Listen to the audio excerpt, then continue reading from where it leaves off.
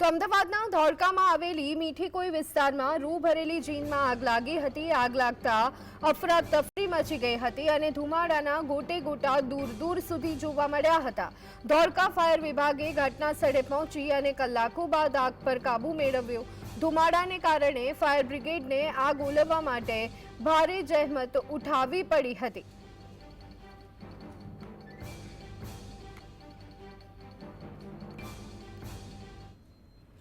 મહારાષ્ટ્રના પુણેમાં એક ખાનગી કંપનીની બસમાં આગ લાગી હતી અને આ અકસ્માતમાં 4 કર્મચારીઓ જીવતા બળી ગયા।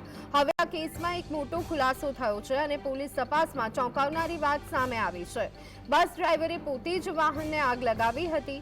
પોલીસ અધિકારીના જણાવ્યા પ્રમાણે દિવાળી પર બોનસ અને પગારમાં કાપ ન મળવાને કારણે બસ ડ્રાઈવર ગુસ્સે થયો હતો, જેથી તેણે બસમાં આગ લગાવી હતી। ઉપરાંત તેને કંપનીમાં કેટલાક લોકો સાથે ઝઘડો થયો હતો, જેને લઈ અને તેણે બસમાં આગ લગાવી હોવાનું સામે આવ્યું છે। ડેપ્યુટી પોલીસ કમિશનર વિશાલ ગાયકવાડે મીડિયાને જણાવ્યું હતું કે તપાસમાં જાણવા મળ્યું છે કે આગ કોઈ અકસ્માત નહોતી, પરંતુ કાવતરાનું પરિણામ હતી।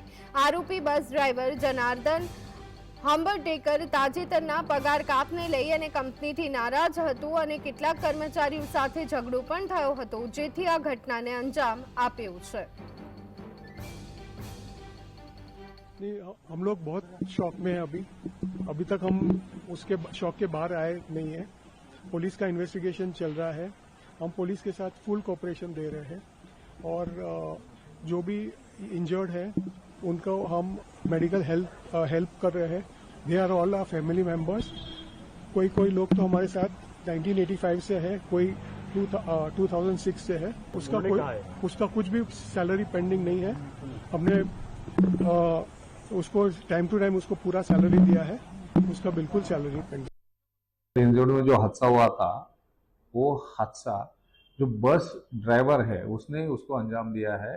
तहकीकात में ये पता चला है कि उसने उसके जो साथ वाले काम करने वाले उनके साथ में जो उसके वाद विवाद थे, उसके चलते हुए ये वारदात को अंजाम दिया है।